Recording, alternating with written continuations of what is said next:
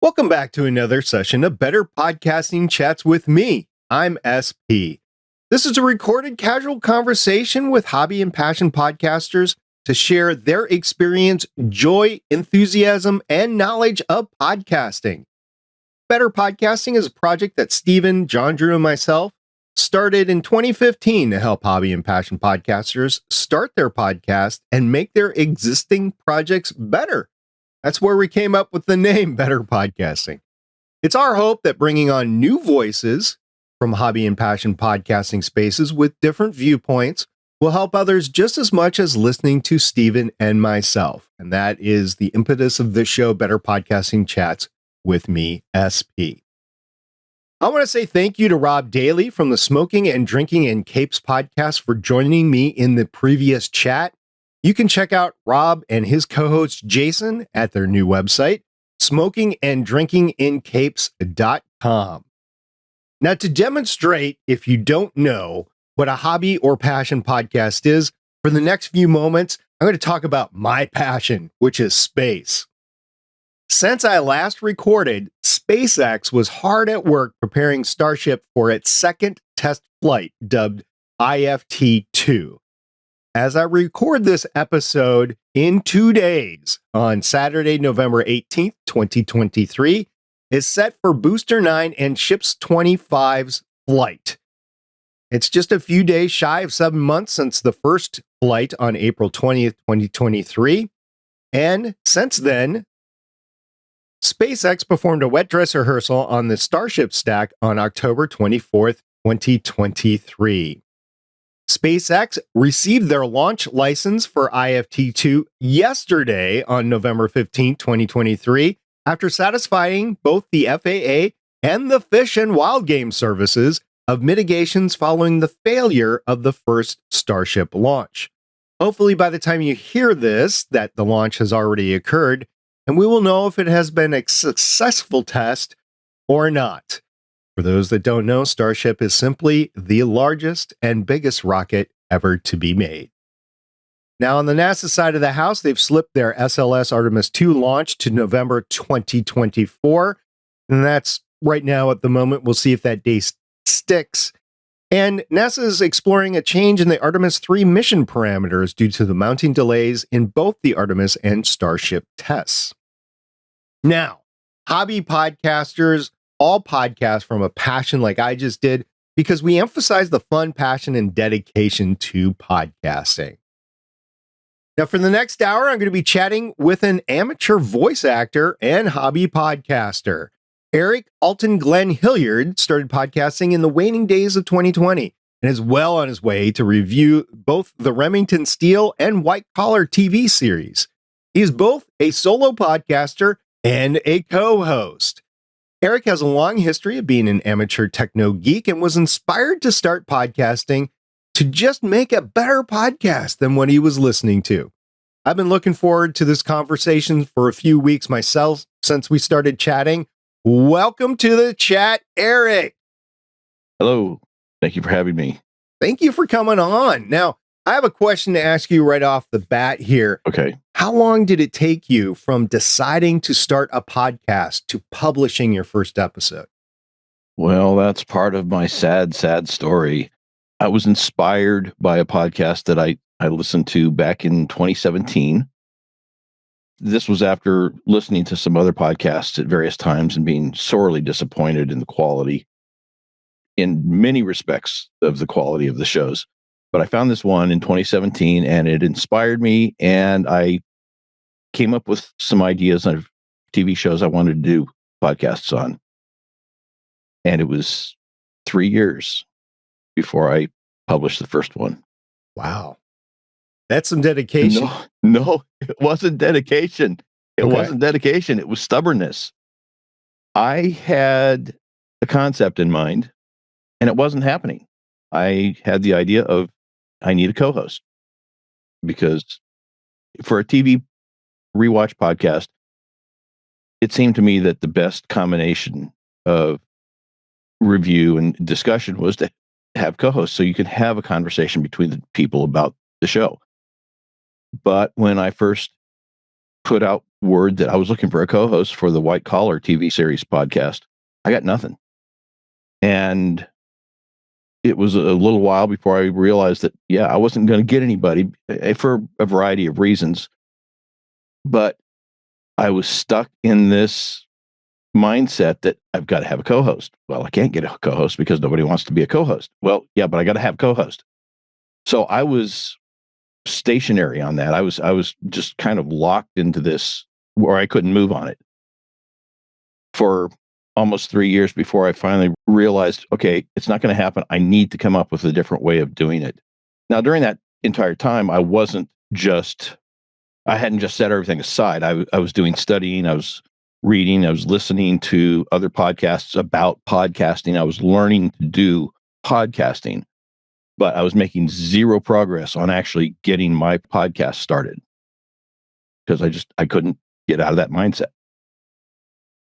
That story is very similar to my own story, so I completely understand. I think a lot of hobby podcasters out there totally understand not wanting to go solo, thinking it's better with a co-host of the subject matter, because a lot of the great podcasts that you listen to, it's a group of people just having fun, laughing, or bouncing ideas off of each other.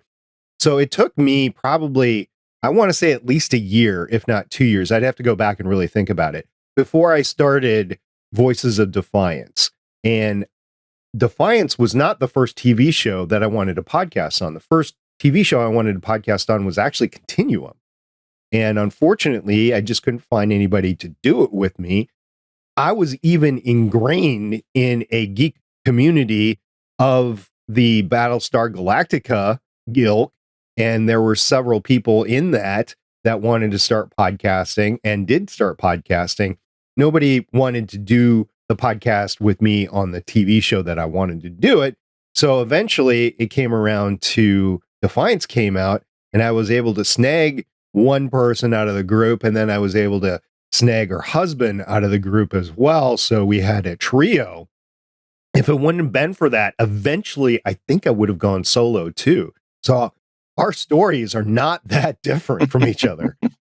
Well, one of the advantages it sounds like you had, just from what you just said just now, is that you were embedded in these communities, whereas I am not by nature a social person, either in person or online.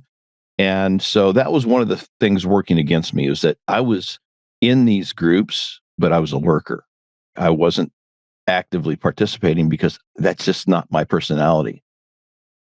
Yeah, it was kind of a hard sell to get anybody to take me seriously, especially since I hadn't done anything before. Now, when I did the start of the Remington Steele, it was a little bit different. I had participated in that some small degree, but I was incredibly lucky when I put that out. That's an incredibly active fan group on Facebook, and I actually got several people who were interested. So I got lucky there. How did you down select to the co-host you have today? I did interviews. I got on, I think it was Zoom. Everybody was doing Zoom then, right? Mm-hmm. I got on Zoom and I did about 30-minute interviews with each one of them just to get a feel of how I would interact with them, get a feel of their personality. I had kind of a concept of what I wanted in a co-host, but the second time around, I wasn't quite so locked into my concept that I wasn't going to be flexible. But I managed to find somebody who really fit my vision of what I wanted for a co-host. And I'm so incredibly thankful that I found her, and she's been a great co-host. I absolutely appreciate her. Now, despite the great words that you just said, I have to commiserate with you again, because you I both have Canadian co-hosts and we're American. So I just have to say, I'm not making the Canadians, but I'm sorry you're having to deal with a Canadian, because I know how difficult that can be. Well, it can be fun though, because I tease her all the time about being Canadian, and whenever she does anything that might be construed as being arrogant or prideful or whatever, I give her a bad time about, that's not how Canadians are supposed to act. It's fun. Have you ever met your co-host in person? No, just virtually over Riverside and Zoom. Okay. Oddly enough, Steven is my only co-host. I think he's the only co-host that I've never met in person. I think I've met everybody else in person except for Steve, my main co-host, the partner Right. with Better Podcasting and the owner of the Good Geek Network is like the only person. I had met his brother at one point in time. He passed away a couple years ago, but Steven and I have never met either. And I actually wanted to rectify that in 2020. I had plans to fly up to Canada to meet him and spend a little time in his area, and that just fell flat because of the pandemic. And since then, we haven't been able to get back together. But I was just wondering if you actually met your co-host in person, because a lot of people, I think, especially if you're looking for a co-host, maybe online in a community, you don't actually get to meet your co-host until maybe years down the road when you're maybe at a convention together. You just happen to be in the same city together or something like that. So it's more common, I think, than people realize. Yeah, and I don't know where you live exactly, or even generally. And I don't know where Steven lives in Canada, but I'm going to take a wild guess and say that the travel distance between your location and his location is probably a lot less than mine and my co-hosts, because she's in London, Ontario, and I'm in Alaska. So, oh, wow. That's a little bit. You might I don't know. I might be closer to Canada than you are. I don't know. I'm pretty close to Canada. I'm pretty close to a part of Canada. Let's put it that way. So. Yeah. So I think your chances of meeting Steven in person are probably a little bit better than mine of meeting my co-host in person. So I would have to fly at least 3 hours to get to him, and he's not in a main place, so I'd have to take secondary transportation to actually get to him. But anyway, yeah, so you've never met your podcast host in person, and then you do a solo podcast. Are you releasing these shows every week? No. The White Collar Podcast, the way I decided to do it, because it was a solo, and my concern was sitting and listening to one person just talk for an extended period of time can get boring. So I did something that, let's say, is not recommended. I decided to use audio clips from the episodes. I have noticed. Yes. So putting one of those episodes together is a lot of work. I go through the episode, I refamiliarize myself with it, and I go through it a second time looking for points where I can create clips. I don't actually just simply pull out a clip. I will pull out a section, and then I will edit it down to the focus of what I'm trying to illustrate with that clip. And then I will, because it's a solo show, write out very, very extensive notes. And I don't know how much time I put in developing each episode, but it's a lot. I originally started out doing that twice a month, but that just got to be a bit too tight to try and get all that done in a 2-week period. So that one I have moved to once a month, which is the first Friday of the month. And then the Remington Steele, I do the second and the fourth Friday of the month. And so that still gets 2 episodes a month, but there are months where I get an extra week in between. Mm-hmm. So it feels like it's every 2 weeks, but it's really not quite. And just to be clear, you are a hobby podcaster. This is not your full-time gig whatsoever. You're doing this in your extra time. Yes, absolutely. Yeah, so that's one thing that I know Steven and I had been talking about in the past is, as a hobby podcaster, you got to take care of yourself, got to take care of your well-being, your family, your obligations. You need to take care of all that first, and then this is a hobby that you do on the side. And because of that, you can go to a reduced schedule and you can still feel comfortable about it. It just depends on what your goals on your podcasting is, but podcasting once a month on a show, and you're doing 2 shows. So you're basically doing 3 a week or 3 a month. 3 a month. Yeah. And that's a respectable tempo, especially with all the research that you do on that one episode. So my hat is off to you. Obviously I don't have a hat on right now, but my hat is off Take your to microphone off or your headphones off. There you go. Then I couldn't hear you.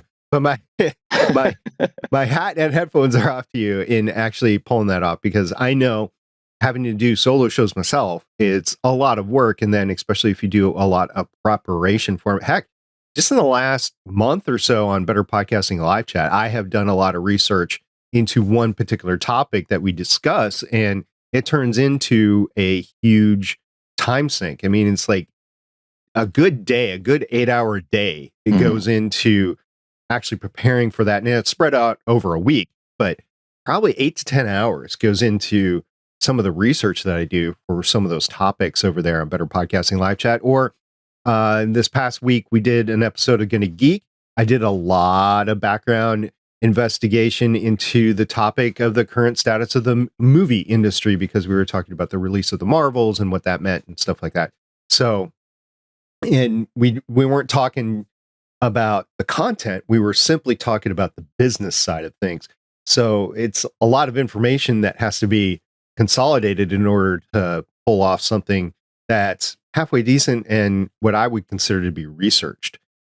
So totally get all of that. And like I said, my hat is off to you for doing that. And because of that, I have to ask you, you're doing these 3 shows, these 3 passion shows a month, 2 with a co-host and 1 by yourself. What excites you about that? What gets you continuing to do this month after month? That's a good question. I enjoy the TV shows. I enjoy talking about them. As I said before, I'm not really a social person, either in person or online, or at least not since AOL gutted CompuServe.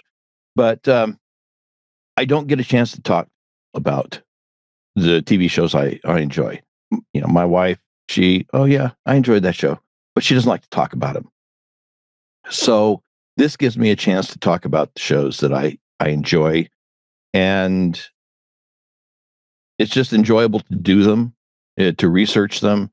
Like you were talking about with your research, I tend to go down rabbit holes as well. So if something gets mentioned in an episode that's kind of an important element in the episode, but it doesn't necessarily get a whole lot of explanation, I'll do a little research on it to find out about it and include that as a rabbit trail in the episode. And my co-host and I do that on the Remington Steele podcast as well. So it's just fun to do. And the Remington Steele podcast especially, I just really enjoy getting together with my co-host and recording an episode. It's because it's just so much fun.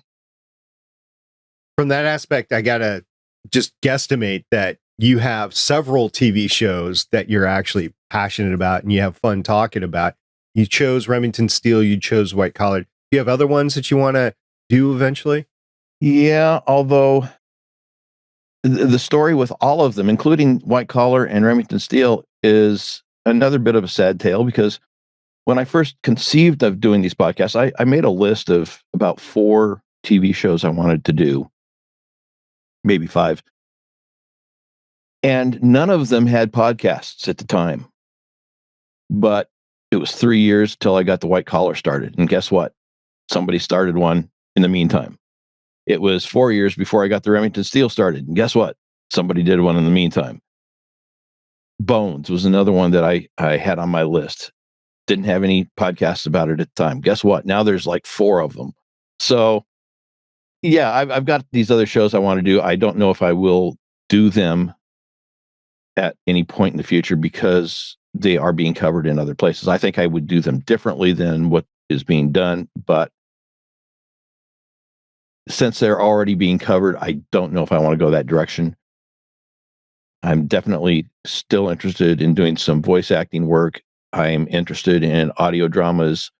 I don't know if I have the skill to create, produce, and do a audio drama as a producer, but I certainly would love to do some more voice work in those types of things. So I may go that way. Well, I actually have a friend who's been on one of these, but I actually think he was the very first one, John Badger, who's a producer on audio dramas and has a little troupe of actors that he pulls on when he produces. So maybe I'll send you his way. Oh, that would be fantastic. Yeah. I've only done a couple of little bits. There was a couple of characters on a fan production called Star Trek Outpost. I voiced one character in one episode, and then one of the continuing actors had to drop out for some reason, apparently. And so I was asked to cover his lines in another episode. That podcast has kind of gone on hiatus. One of the producers was going to get his doctorate. So he put the important stuff aside to spend his time diddling on this little doctorate thing. But no, and I totally understand that. I was going to ask if when you showed up to do the recording, if they gave you a red shirt. Yeah. No. And then that was the episode that you were on, and that was it. Because for those that don't know, there's a joke in Star Trek about wearing a red shirt in the original series. And if you wear a red shirt and go down to the away team, go down to the planet with the captain, and you're wearing a red shirt, you're not one of the main cast. It's a one-way trip. Yeah, you're not making it back. So. It's a one-way trip. Yeah. No, I was playing. The two characters I played were actually bad guys. So, do you have any acting training at all? No. Okay. No. Well, I know there's different places on the internet where you can go for certain training or knowledge base and stuff like that. So those are kind of worth it. But most of the audio dramas that I know now, they send out calls for auditions. So you send in tape or whatever, and you're considered for the role or you're not, that sort of thing. So, and that's not the only way, but most of the audio dramas that I know of have gone to that. I haven't looked into that in the last couple of years, actually, because, well, I had my chance acting, and I need training before I go back to it. Because, well, the producer put it kindly, and he's like, yeah, if you have somebody on your show that, because I was interviewing him actually, and he said, hey, if you have somebody on your show that doesn't quite pull in the performance that you want, you can always put sound effects over, like typing. And I was like, there was typing over my acting. I see what you did there. Well, the two characters I portrayed in this series, their voices were modified. That was the nature of the characters to begin with anyway. So that wasn't a surprise. So I don't know if that carries over as to the same meaning that my voice was inadequate, but yeah, whatever. You mentioned you listened to podcasts about podcasting. Is that how you learned how to podcast? That's primarily the way, yeah. I listened to Better Podcasting, Audacity to Podcast, School of Podcasting, which is Dave Jackson. So I listened to those three, I think, primarily, but there were some others that I probably listened to as well. Better Podcasting, I think, was probably the first one I started listening to. So, yeah, I picked up a lot from you guys.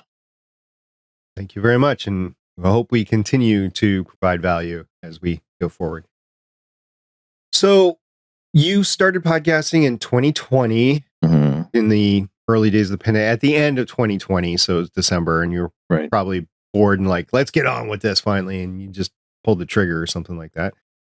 Since then, how do you think you've improved your podcasting? I'm not sure that I actually have.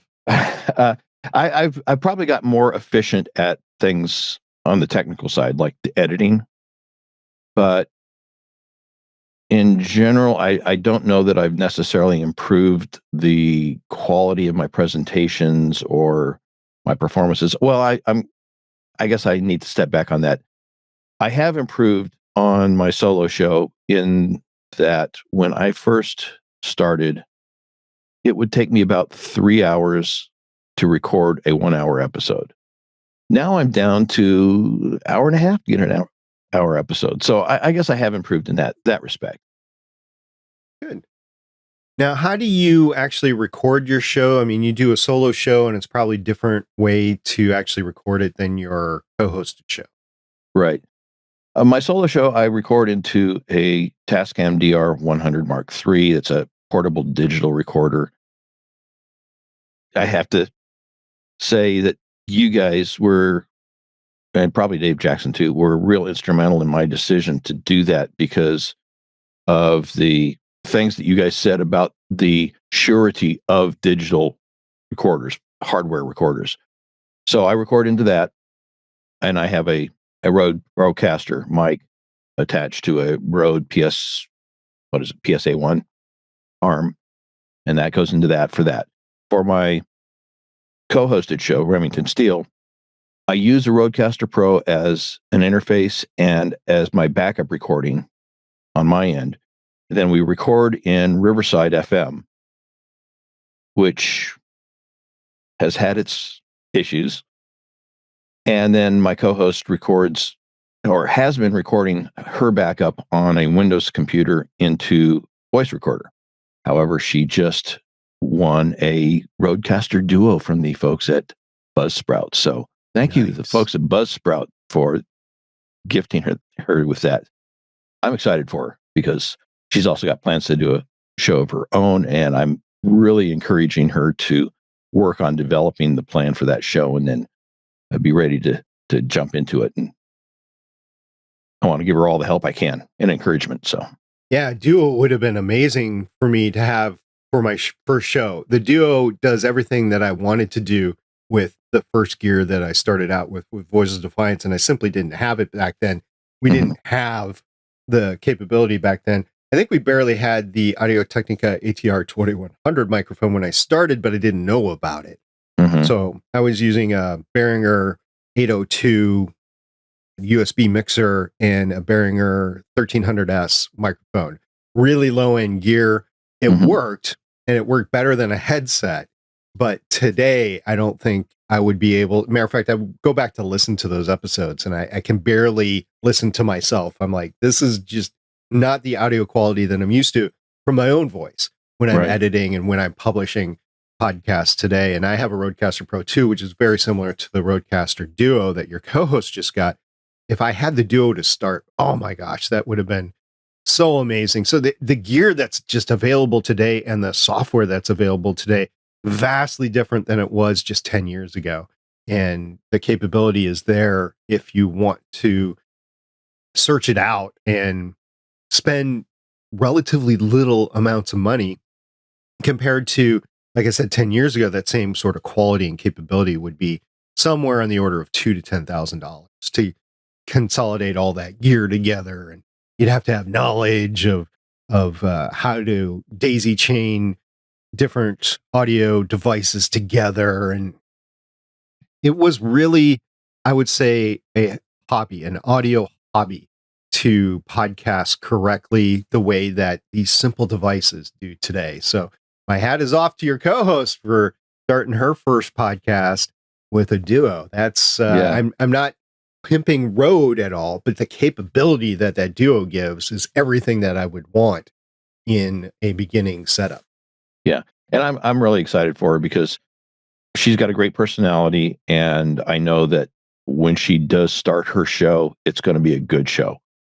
And so I've been encouraging her, and I'm happy to see her get this piece of gear because that will definitely help her. And I'm just trying to encourage her and help her in any way I can, but with knowledge. And I was able to get her some training on Hindenburg. She's a school teacher, so she hasn't necessarily had a whole lot of time to spend doing the studying, but I know that she's going to get to it. And so, yeah, I'm excited for her. And when she doesn't get to, she'll learn on the fly. Oh, yeah. Because you have to. There's nobody else to do it. You got to do it yourself, and then whoever you can reach out to. I do have a question, though. You said you had a Rodecaster Pro. Is it the OG? Yes. And yet you record your solo show on your Tascam DR100. Yes. Why do you not record your solo show on your Rodecaster? Well, I was going to say the one thing I don't like about the Rodecaster, it's actually one of several things, is that there is no way to turn off the recording of tracks that are not being used. So you're recording audio input on one track and no audio input on other tracks. I think it's 13 other tracks. I think it's a total of 14 tracks. Yeah. And it takes up all this space on the card. And granted, I understand that cards are relatively inexpensive, but it just goes against my grain to waste all that storage space on a card for nothing. It's like shipping empty cartons to someplace just because one of the cartons has something in it. It's kind of silly. I need to reach out to Rode and give them my feedback on it. I never have to this day, but the Rodecaster Pro 2 has the same issue. Mm-hmm. And the only thing I can think of, it's actually dummy proofing the system in that if you forget to enable a track, it's still recorded. So it catches everything, whether you want it to or not. Right. My suggestion to Rode would be to give it because my basic philosophy is choices. Software, hardware, give the user choices. And the choice should be a dummy mode. You wouldn't want to call it that, but I mean, basically a dummy mode, and then an expert mode, where the dummy mode records all the channels as soon as you hit the record button. The expert mode gives you the ability to arm or disarm channels, just like you do in a DAW. And then it only records the channels that are armed when you hit that record button. I wouldn't think it would be that difficult for them to do. It's just a matter of, do they see the value in it? I think there's a lot of folks who would appreciate having that option to have an expert mode where they only record the channels that they want. But you're right. It is a safety feature for those who might forget.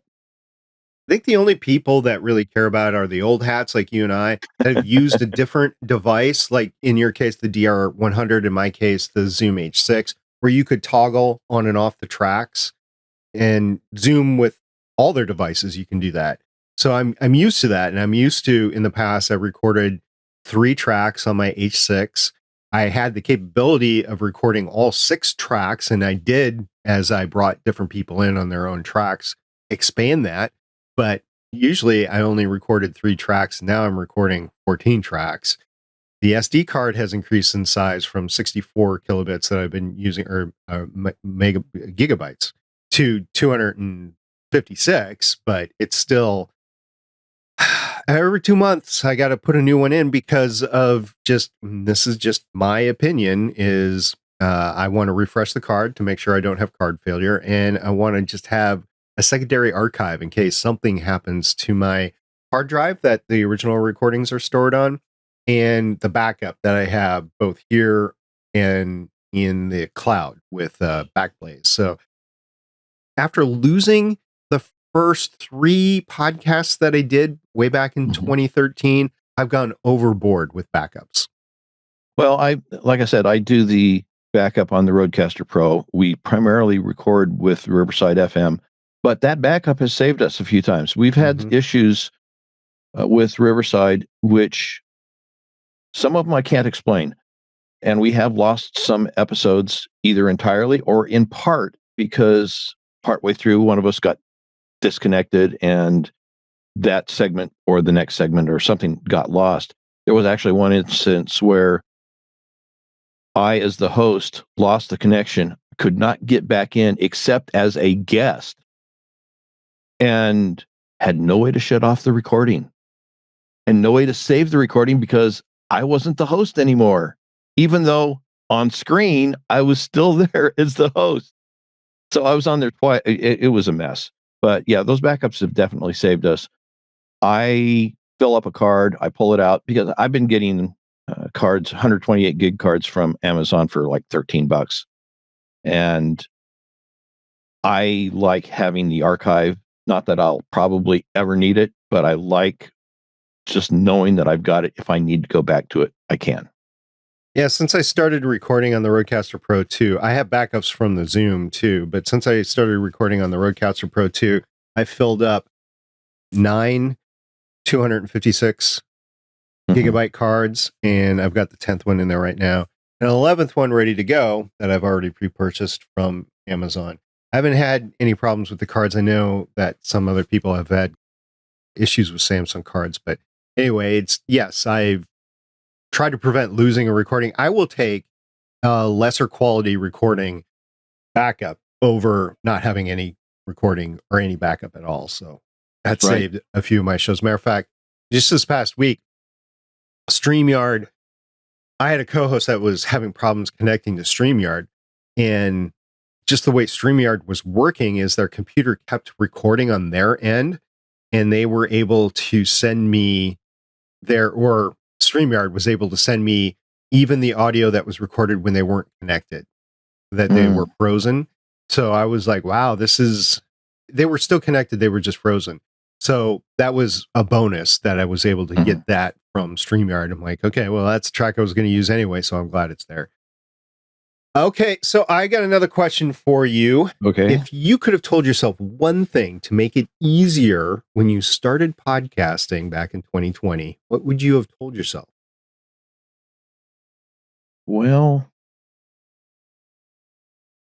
I would have probably talked myself out of doing the White Collar podcast the way I am, because it is such a time. I don't want to say time suck, but I mean, there's so much time involved in creating each of those episodes and doing the sound bites and such as that. I would have probably said, think of a different way to accomplish it, or maybe put that one on hold and start somewhere else. Other than that, I can't think of anything really that jumps out at me, because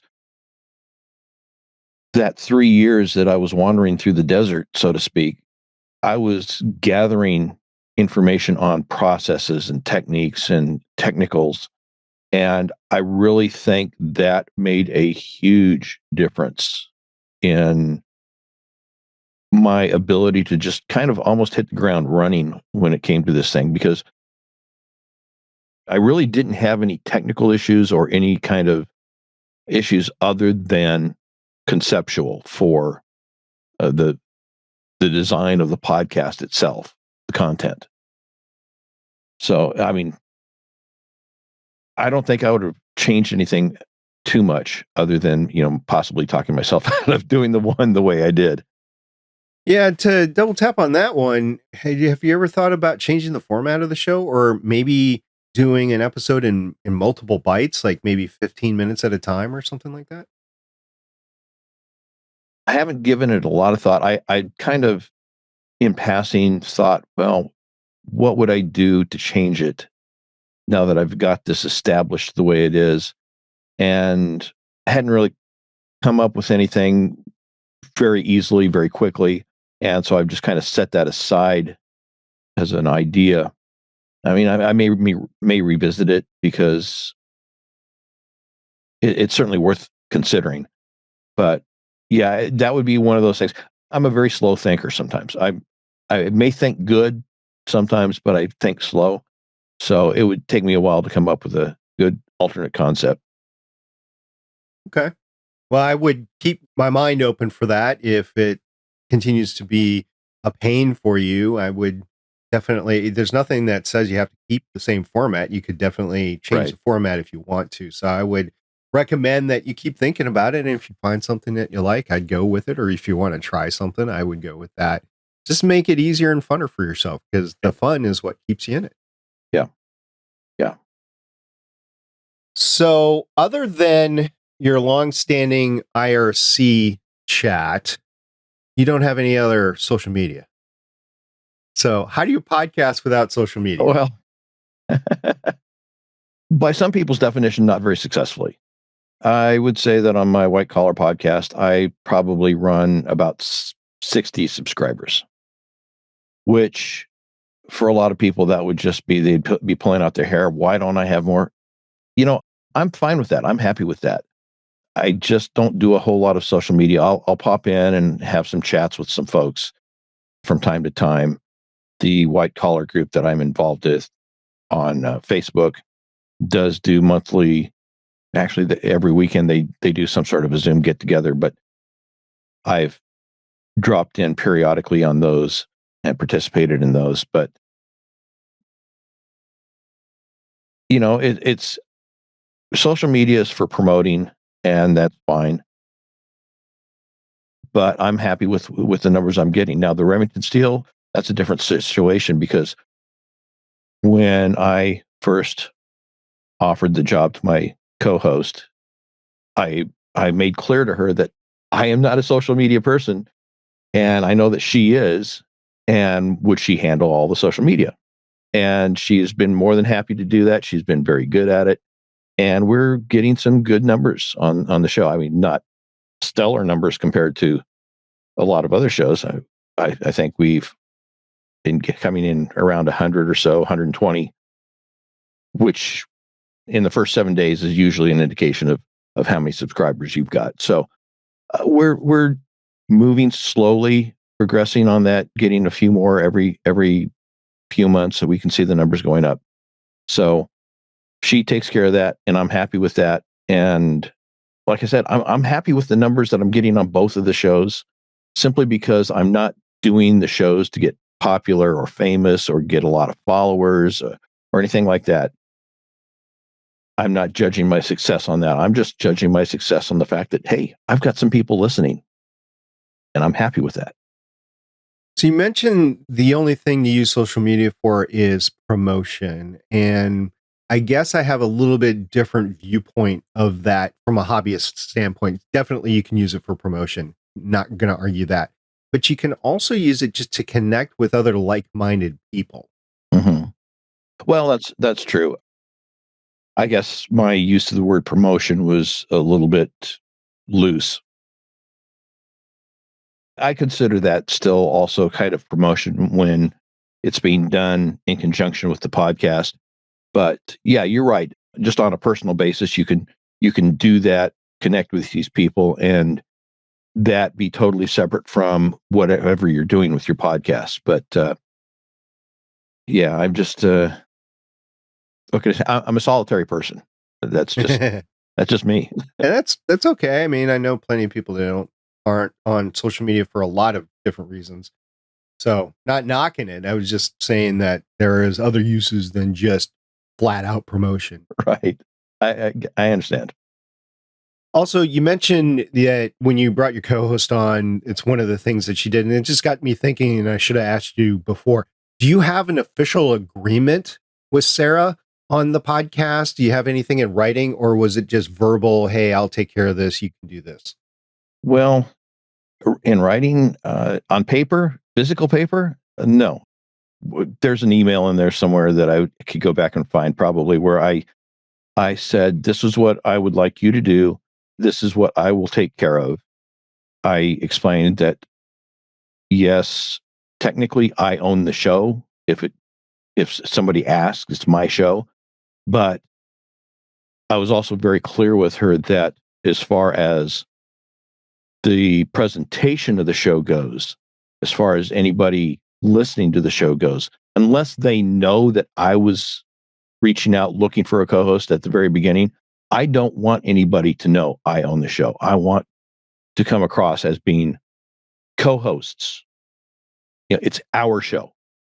So I've been very clear with her on that as well. So yeah, we had a conversation and we set out kind of the divisions of the labors. Now she's wanting to get into editing and do some editing of our episodes as she gets to the point where she feels comfortable doing that. And I'm happy to let her do that because I want her to get the experience to do that so that she can do that when she starts her own show at some point in the future.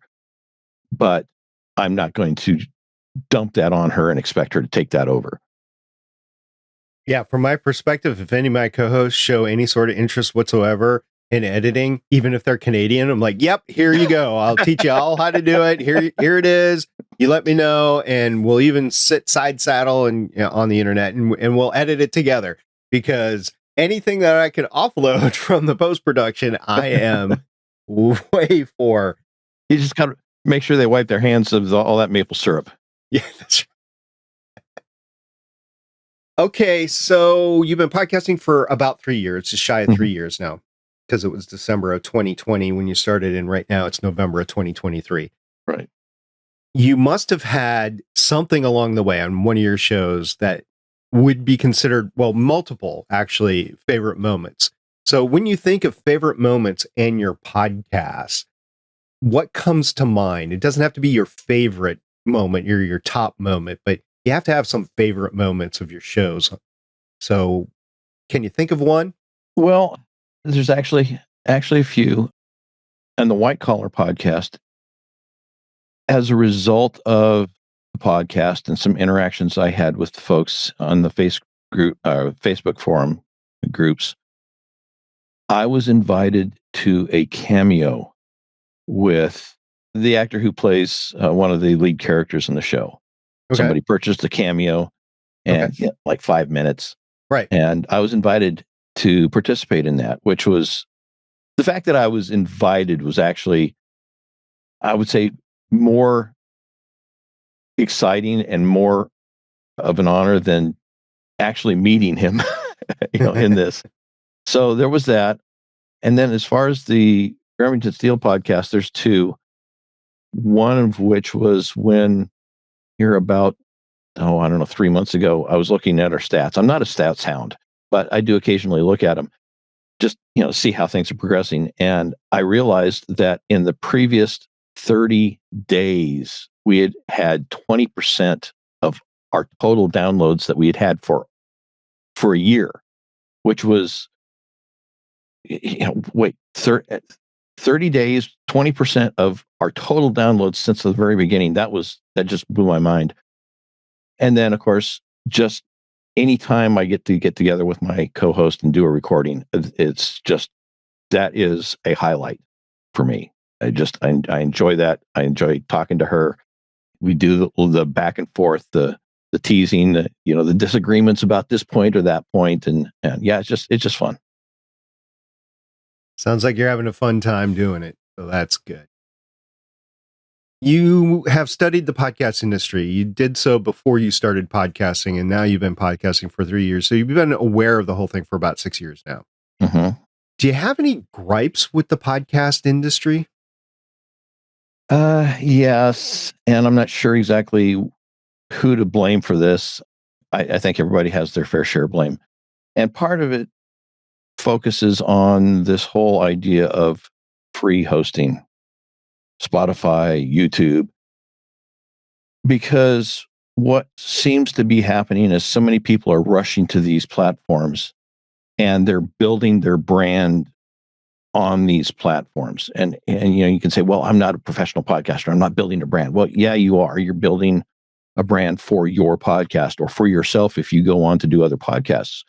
So you're building a brand and you're doing it on a platform you don't control. And they can change the rules. They can pull the rug out from under you. People are constantly being demonetized or suppressed or having their content deleted for whatever reason.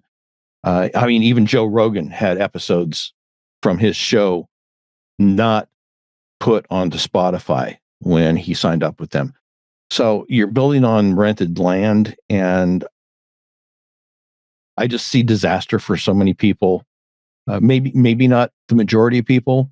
Maybe the majority of people, it's never an issue, but I see potential danger in that for many podcasters, plus for the industry as a whole, because these platforms aren't friendly to the industry. They're friendly to their advertisers and to their dollar.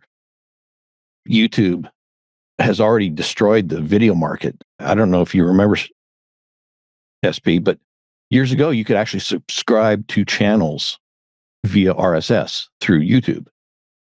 But it wasn't profitable for them, so they yanked it out after they had already destroyed the video industry.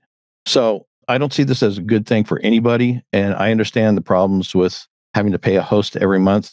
That adds up, but at some point you got to spend the dollars to keep control of your content and keep control of your brand. And I just see the rush to YouTube and Spotify and other such platforms as being a bad thing. Your concern has merit, and it has merit in this very podcast itself, because when we started it, there is this thing out there, this was capability out there called Blab. It was blab.im. It doesn't exist anymore. Mm-hmm. It was available for less than a year. It was a wonderful capability that didn't really exist prior to that, where you could have up to 4 people on the screen at the same time, kind of like we're side to side right now on the StreamYard. You could have up to 4 people, I think up to 6 actually, but you could at least have up to 4 people and it would record both the video and the audio. It didn't record separate tracks or anything. It was before its time there. And the audio was often out of sync with the video. So you'd have to go into a video editing program and straighten everything up and align everything, sync everything up after the fact. But it was a entry drug for me to get into the video streaming realm. And I transitioned from Blab after that to, I believe it was Hangouts on Air over on Google or YouTube or whatever. So there was a lot of people on that platform. They had their own little community. It was like the start of YouTube, but they weren't monetizing it. So when they ran out of venture capitalist funding to keep this going, they just shut it down. And there were many, many people that had built their brands on this capability, and it just went away. And they never regained their audiences at the scope of what Blab was afterwards. Also, gosh, what was that capability, that audio capability that came out about the time that the pandemic started? Clubhouse. Yeah. Yes.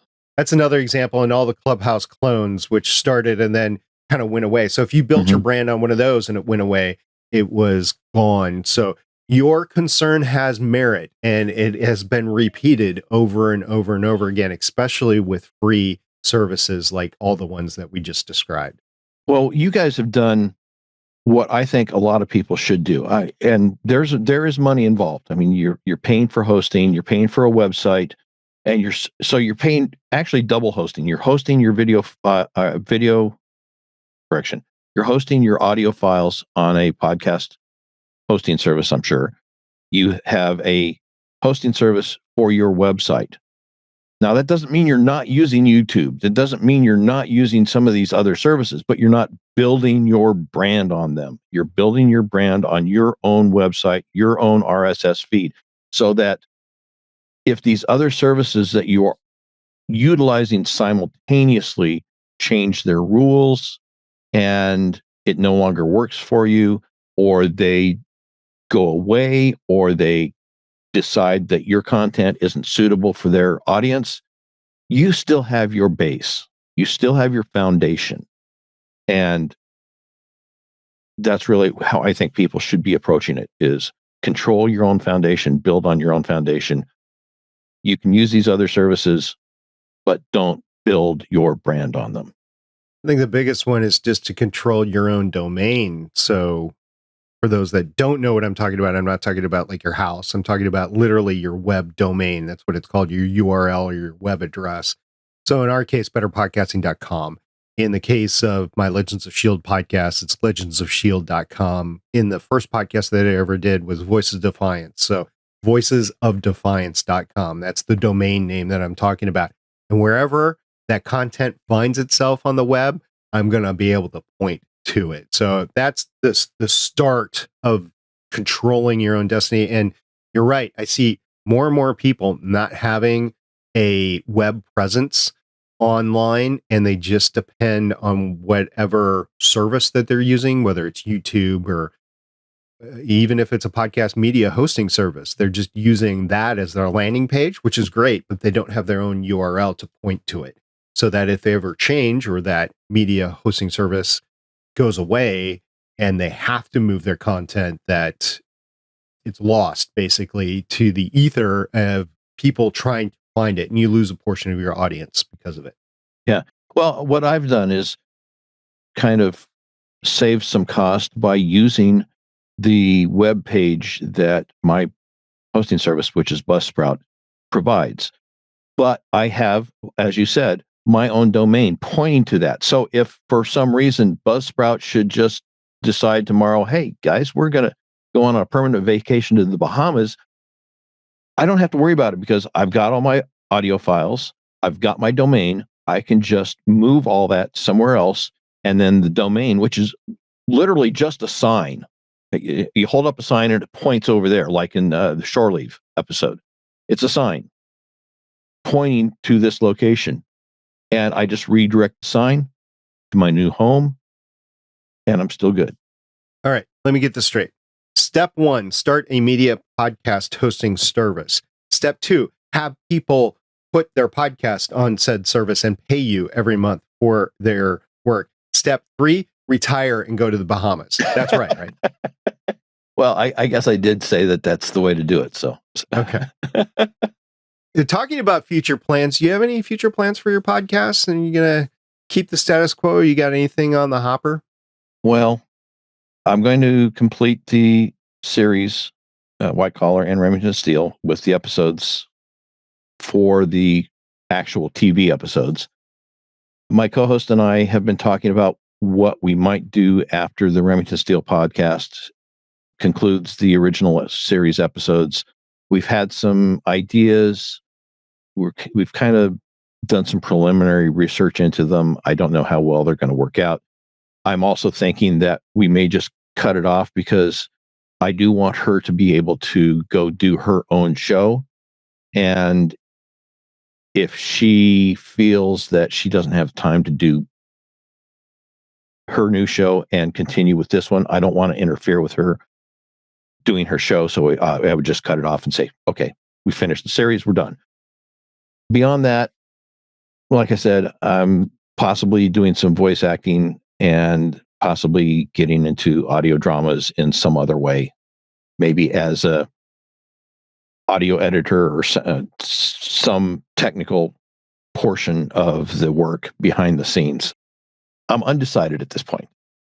You have a great voice and a great ability to capture it. Don't not think about doing audiobook narration, because I think you'd probably be good at that. That is actually something that I had thought about. My concept was originally, and might still be, that there's a lot of older books out there that have never been done as audiobooks because there's not a huge market for them. They're not the newest, latest bestseller. But I think there is a market for them, even though it's a smaller market. And so I've had this idea of trying to somehow create this production system where I do the recording and then kind of like a independent recording artist where they start their own label, they pay for the recording of their own albums, they own the masters, and they just simply license to Warner Brothers or CBS or whoever to do the distribution. I'm kind of playing around with an idea of trying to do something similar to that with audiobooks where I can record the books that I want to, work with the authors and the original publishers to make it happen, and then just do kind of a licensing thing where, hey, I'm doing all the work, I'm paying for it all up front. You can get a portion, but I keep the lion's share. I don't know. It's definitely something that has occurred to me. Okay. Well, I'm glad to hear that, because I have listened to audiobooks before, and your voice, I think, would fit several of the novels that I have listened to. I was going to say read, but listened to in the past. So, oh, well, thank you. Appreciate that. You bet. And your podcasts that I've listened to are great too. But I did listen to the latest Remington Steele podcast, and it was on one episode, and you guys recorded for, I believe, 2 hours, 40 minutes. If that was the running time of the episode, we would have recorded a bit longer than that. But yes. Well, I do have to say that the running time of those episodes has been a concern for me, but it occurred to me one of the times that we had been recording, I looked at the running time on my Rodecaster and it's like, what? Wait, what? We've been recording that long? I did not realize that we'd been recording that long. And so I kind of at that point said, you know what? If I'm enjoying doing the recording enough that I don't even realize how much time we spent doing this, I don't think the listeners are going to mind. And if they have an issue, they've got a pause button. They know how to use it. They can come back to it later, which is one of the beauties of podcasting, is that you can stop and come back to where you were at some later point. I love that about podcasting. So yeah, I've stopped worrying about the length of time for the most part. It still kind of niggles at me from time to time, but yeah, if I'm enjoying it so much that I don't know how long it's been going on, I don't worry about it then. For people out there that are thinking, how could you talk so much about one episode? Well, to that, I say, look at all the podcasts that have popped up about taking a movie 1 minute at a time. Like every episode that they do, an hour and a half episode, is about 1 minute of the movie. Like Star Wars Minute, for example, 1 minute of the movie. I'm like, wow, that is some dedication right there. Yes. Especially if they, but you can actually do that if you get into all the stuff that goes into making that minute, not just what that 1 minute of story is, but talk about, okay, here's the sets, here's the costumes, here's the special effects, the music. Yeah, I mean, I can see it. Well, Eric, we've had a ton of fun talking in the last hour. I have, at least, and I hope you have as well. Oh, yeah. And if our audience is having fun listening to you, where can they go and find you? Website for the Remington Steele podcast, Steele Watching, is steelewatching.com, and that's Steele, Steele. And for the White Collar podcast, it's whitecollarpc.com. And PC stands for podcast, not politically correct. Or personal computer. Or that either, yeah. Okay, well, thank you very much, Eric, for joining me for this podcasting chat, and hope that our audience will find mutual enjoyment of your shows. Hey, and I enjoy your episodes, so if somebody's listening to this and they haven't listened to the previous episodes of Chats with SP, go back and listen to them. There's some really good stuff in there. Well, thank you very much. And thank you for spending your last hour with Eric and myself. And if you like the show, give Better Podcasting Chats with SP a follow on your podcatcher of choice. Steve and I would greatly appreciate it. And I wouldn't mind a review as well on your podcatcher of choice or wherever you're listening to this episode. In the meantime, if you want to join the podcasting conversation, you can go to our Discord server, betterpodcasting.com/Discord. You can find Steven, my co-host for Better Podcasting, and myself there every day. What's going on in Better Podcasting right now is we're basically wrapping up 2023 on both Better Podcasting and Better Podcasting live chats and the show too. But I want to remind you that coming up will be our annual gear episode. It's a fan favorite every year. And then our final live chat. You can catch all of this at betterpodcasting.com. And if you are a geeky related podcast, you can consider becoming part of the Gonna Geek Network. You can apply at GetAGeekNetwork.com/join or just GetAGeek.com/join. We'll see everybody next time. Bye.